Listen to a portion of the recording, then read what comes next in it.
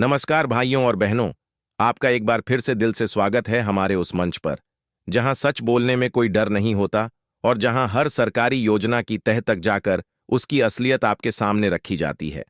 आज हम बात करने वाले हैं प्रधानमंत्री आवास योजना की, लेकिन उस नज़र से जिसे आज तक किसी ने दिखाया ही नहीं। हर साल लाखों लोग उम्मीद लगाते हैं कि उनका घर बनेगा, उन्हें पैसा मिलेगा, लेकिन हकीकत यह है कि बहुत सारे लोग सिर्फ एक ही वजह से बार बार इस योजना से बाहर हो जाते हैं, जानकारी की कमी और अपनी ही गलतियों से। तो आज हम ऐसी 11 बड़ी बातों पर बात करेंगे जो आपको पता होनी चाहिए अगर आप वाकई चाहते हैं कि आपका नाम अगली लिस्ट में आए, पैसा भी मिले और घर भी बने। लेकिन ध्यान रहे, यह वीडियो सिर्फ सुनने के लिए नहीं है, समझने और जीवन बदलने के लिए है।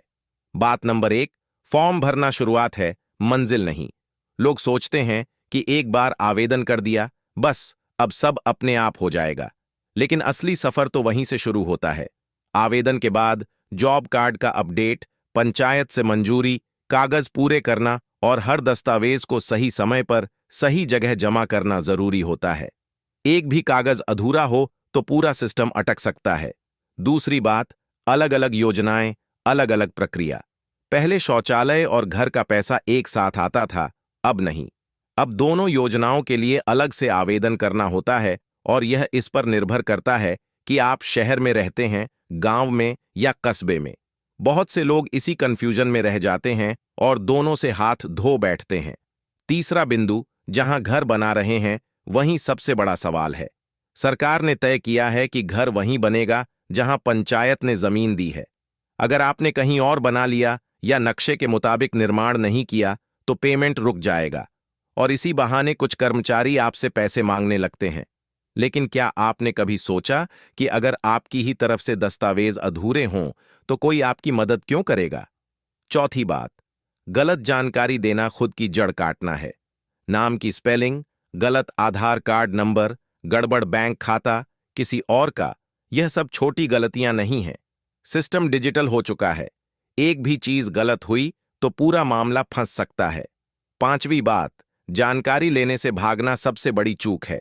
लोग पूछते हैं किस्त कब आएगी, नाम लिस्ट में है या नहीं, लेकिन ना तो वेबसाइट देखते हैं, ना वीडियो पूरा देखते हैं और ना पंचायत ऑफिस जाते हैं। अगर आप खुद अपना स्टेटस नहीं चेक करेंगे तो कोई आकर आपको बताएगा क्या? छठा मुद्दा, भ्रष्टाचार की शिकायत करने से पहले खुद को जांचिए। अगर आपके सारे डॉक्यूमेंट पूरे हैं फिर भी कोई पैसे मांग रहा है तो हाँ, शिकायत कीजिए।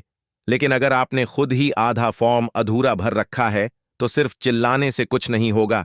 पहले अपना काम ठीक से कीजिए, फिर आवाज उठाइए। सातवां तथ्य, पुराना आवेदन अब काम नहीं आएगा।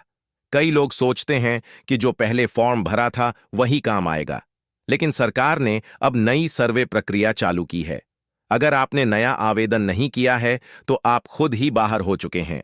खुद को अपडेट करना अब जरूरी है।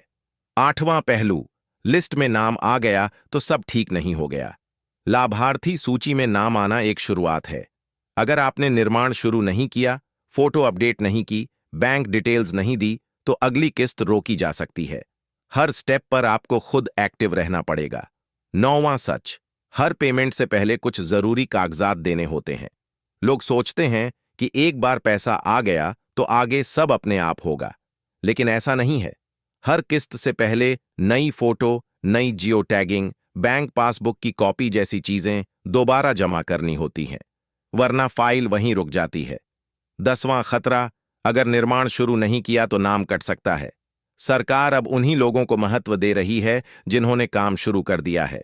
सिर्फ नाम लिस्ट में होना काफी नहीं है। अगर आपने निर्माण की नींव नहीं रखी तो फाइल खत्म भी की जा सकती है। और अब सबसे जरूरी बात, खुद को जानकारी से लैस कीजिए। आपकी सफलता इस बात पर निर्भर करती है कि आप कितने जागरूक हैं। योजना की वेबसाइट देखें, पंचायत कार्यालय जाकर पूछताछ करें और सोशल मीडिया की अफवाहों पर भरोसा मत करें।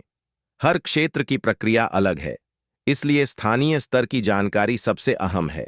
भाइयों और बहनों, यह वीडियो एक चेतावनी नहीं, एक मौका है खुद को सुधारने का, सही रास्ता चुनने का और वह घर पाने का जिसका सपना आपने सालों से देखा है। अगर आप चाहते हैं कि अगली बार आपका नाम लिस्ट में हो, पैसा समय पर मिले और किसी को रिश्वत ना देनी पड़े, तो बस एक काम कीजिए, जानकारी को समझिए, पालन कीजिए और खुद को समय रहते अपडेट रखिए। वीडियो को दोबारा देखिए, अपने दोस्तों और रिश्तेदारों को भी दिखाइए ताकि कोई भी जरूरी जानकारी से अनजान ना रहे। हमारा काम सिर्फ खबर देना नहीं है, आपका हक दिलवाना है।